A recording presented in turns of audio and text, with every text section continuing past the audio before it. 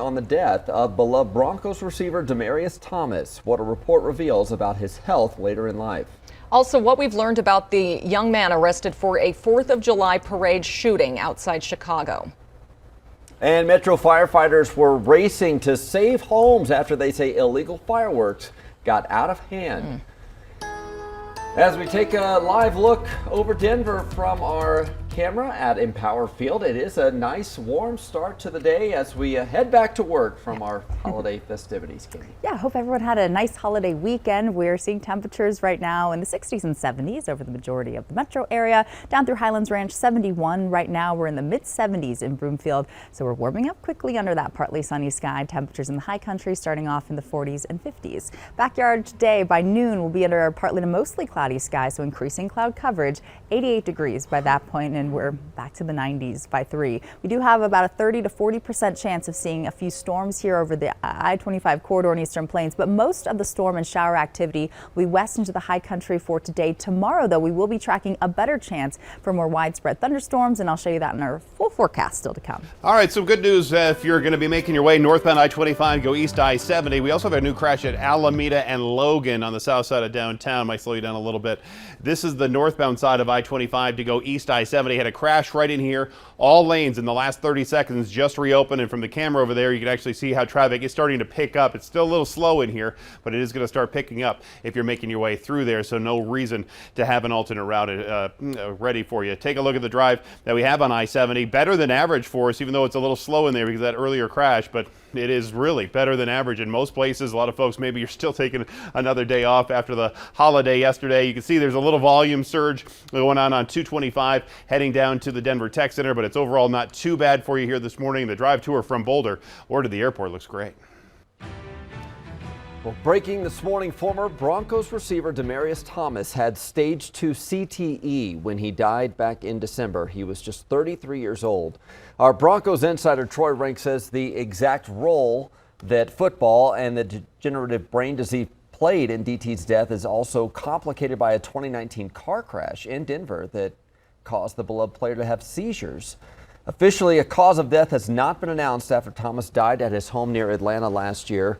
He retired from football last June, though. He was drafted by the Broncos in 2010 and played 8 years here.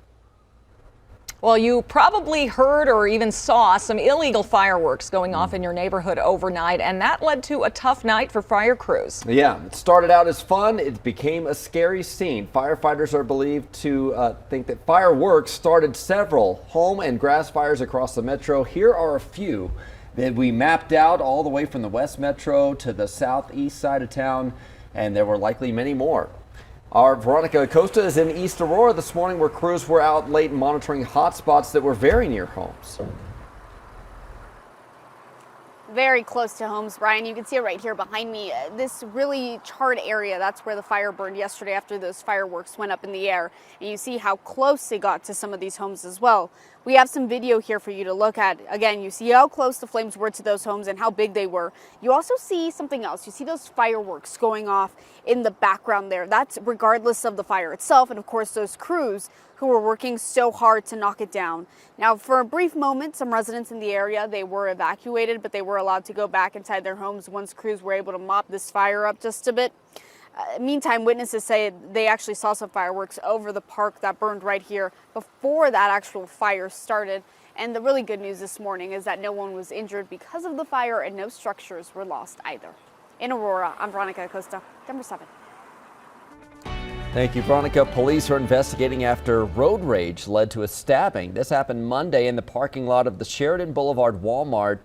Police say 2 men were fighting when one of them stabbed the other. That man was taken to the hospital, but police say the other man drove off and is still on the loose.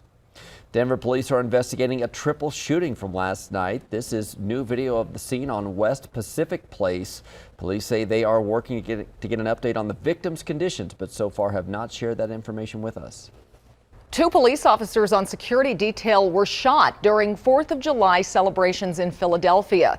The shooting happened just as the fireworks were getting underway. Attendees at the celebration could be seen running as the situation unfolded. No arrests have been made there yet.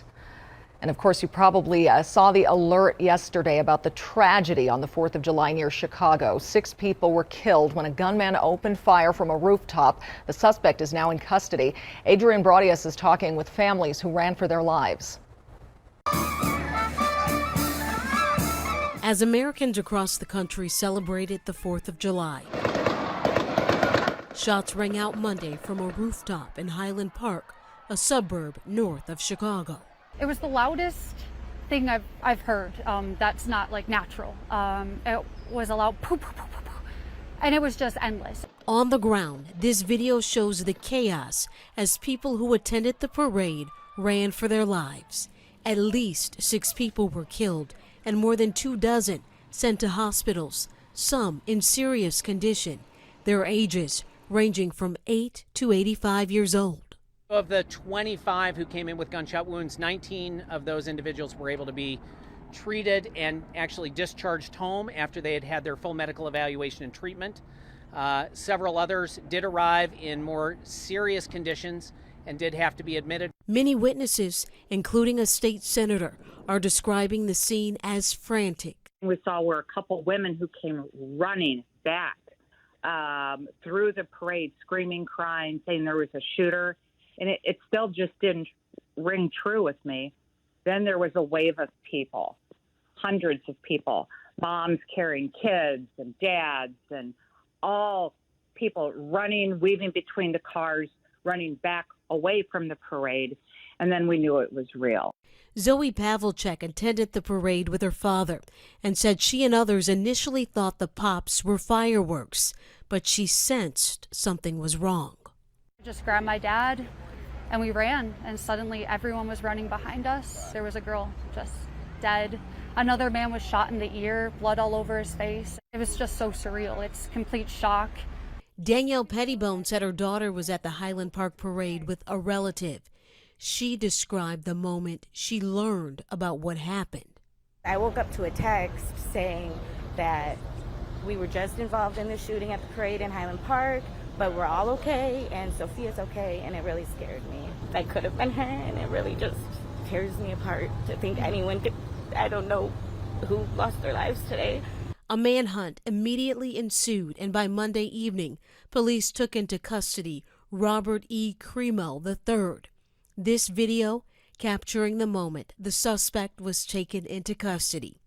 Cremo posted several online music videos on major streaming outlets and a personal website. At least 3 of those music videos feature troubling lyrics and scenes depicting gun violence. The videos appear to have been posted in 2021. Well, after a string of mass shootings around the country, Boulder County will introduce a number of gun control measures today. Denver 7's Christian Lopez joins us live with the changes leaders there want to see. Yeah, Brian, and we are halfway through the year and we've already seen more than 300 mass shootings across the country. Boulder County leaders are taking action and they're hoping to pass stricter gun laws. So far, Boulder, Superior, and Louisville have passed new gun laws recently. Today, Boulder County commissioners will introduce 5 new ordinances, and let's break down what those are for you. Banning the sale of assault weapons, banning ghost guns, which are often bought online and are untraceable, creating a waiting period to purchase a gun, creating an age restriction to purchase a gun, and adding restrictions on where people can carry firearms in public areas. State lawmakers passed new rules this year, allowing municipalities to create their own local gun laws, and the ordinances will be discussed during that Board of Commissioners meeting tonight. There will be an opportunity for public comment during the next meeting, which is scheduled for August 2nd. Reporting live this morning, I'm Christian Lopez, Denver 7. Thank you, Christian. Several Front Range cities have recently passed new gun control measures, including the city of Boulder, Superior, and Lafayette. You can read their new rules right now on thedenverchannel.com. Well, what's a few more dings on the oldest trophy in professional sports? The Stanley Cup's wild ride over the holiday weekend. And Colorado's pot industry has a diversity problem.